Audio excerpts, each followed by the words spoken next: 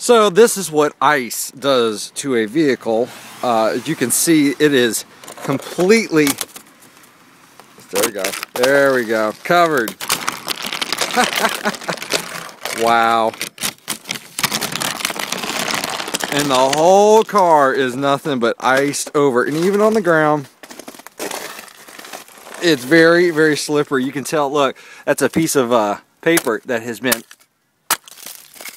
iced over. And even the trees, I don't know if you can see this, but the trees are hanging lower.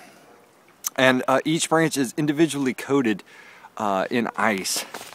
It's surprisingly not that cold out here. It is just damp and frozen. It took me about 15 minutes to get my car to the point where I could drive it, and that was a little while ago. Absolutely incredible. Fee, fi, fo, fum. Look at how heavy I am.